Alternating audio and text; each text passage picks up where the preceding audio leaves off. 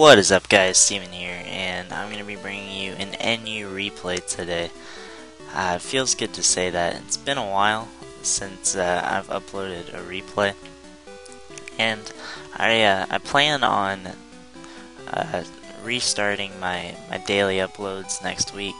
As some of you may know, I started a co-op internship thing fairly recently, and it involves a fair amount of time at work, and I felt like it was necessary to spend some time, one, getting acquainted with my new job, as well as getting acquainted with the other co-ops that are with me. So I wanted to, take that time to do that, and real life kind of got put before YouTube.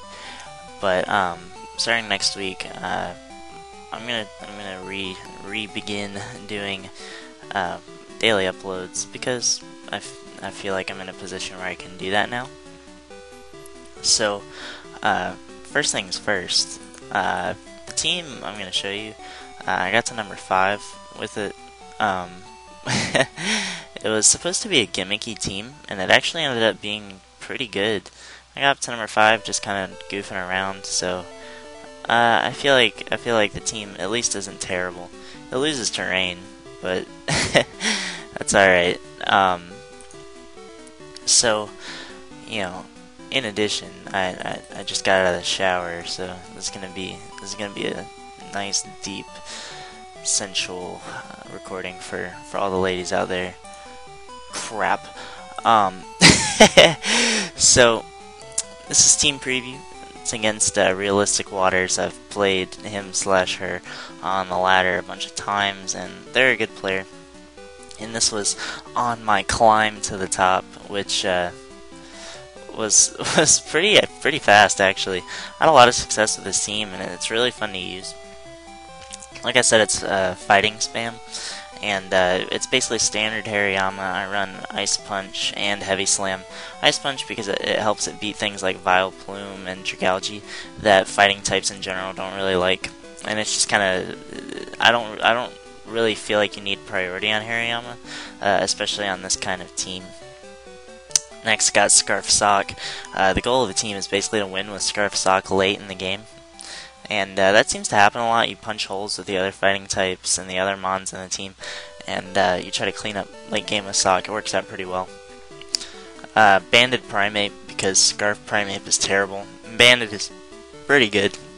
I like it at least. Scarf Rotom.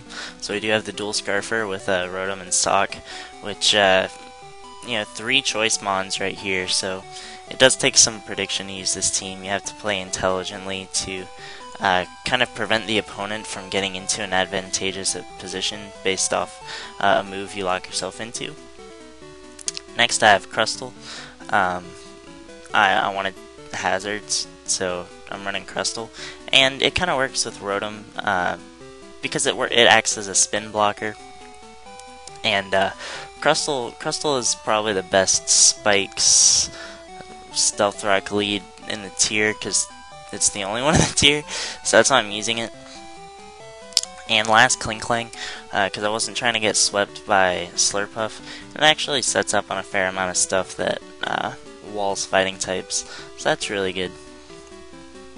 And yeah, guys, I'm going to get right into it.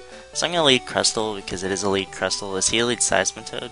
And I'm not really sure what he predicted here, but I'm just going to get up my rocks. And my team doesn't really appreciate T-Spikes since I don't have a way to get rid of them. But at the same time, he doesn't have a way to get rid of my spikes because I'm assuming he wouldn't have Defog and Toxic Spikes, so that's fine. Now I can just go into Sock and click Earthquake. And this is why Moldbreaker Sock is good, because it would have hit the Uxie and would have hit the Rotom. And switching in an Archeops on a Sock is pretty bold. So I'm just going to go for Earthquake again, because that forces his Dragalge out, and the hazards damage will add up. So he goes for Side Shock as I go into Rotom, and the fact that he does that and has leftovers tells me he's probably sub Calm Mind, so that's something I'm really afraid of. So I am just going to Shadow Ball straight away. even though he does have this Autonote, but I'm not concerned about Autonote because I do have 3 fighting types.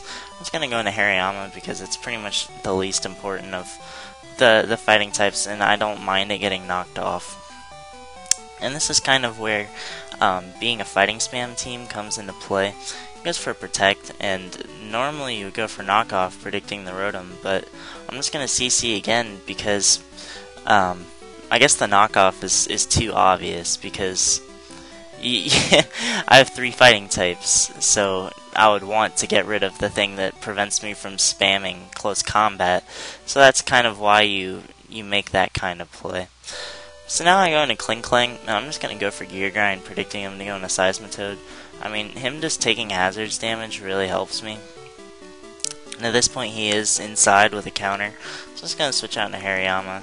And, you know, I'm just sacking Hariyama at this point, as he kills me with an Earthquake, and that's completely fine. Because I do have this banded Primeape, and at this point, he's pretty much forced to switch out, but I figured I could win if I just forced his Seismitoad to come back in on hazards. So, that actually ends up working out really well for me. So he goes into his Uxie, and this turn I go for shift gear as he actually tricks me, so that was kind of upsetting. I was expecting him to go, I was honestly expecting him to go for T-Bolt, and then I was going to try to win with my Rotom. That's not what happens, but since he did trick me, I can actually outspeed him with Primeape now. I can actually outspeed him with everything on my team, so that's really beneficial as I get a freeze, which I'm not really sure if it mattered, but it's nice to get at the very least. So now I go for Ice Punch and take him out, and all he has left is Archeops and Uxie. So if he goes into Uxie, I'll click Shadow Ball. He ends up going in Archeops, so I'm just gonna Volt Switch on out into my Sock so I can kill him with the knockoff because, you know, fighting spam, gotta win with a fighting type Pokemon. And I take him out with a knockoff, and that was definitely a good game. And I think it did a pretty good job of demonstrating that you can win even if they have several checks to, you know, quote unquote fighting spam. I mean, this man had a physically defensive Seismitoad. It may have been specially defensive. The Gear Grind did a decent amount. But he had a Seismitoad, he had an Uxie, he had a Dragalge, and he had a Rotom.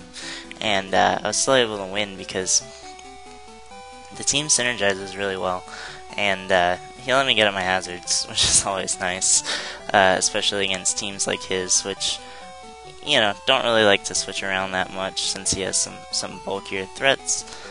But yeah, that was good, and yeah guys, thank you so much for watching if you watched this, and if you like the video, leave a like and a comment, and I will greatly appreciate them. I read them all, and I will see you guys next time. Peace.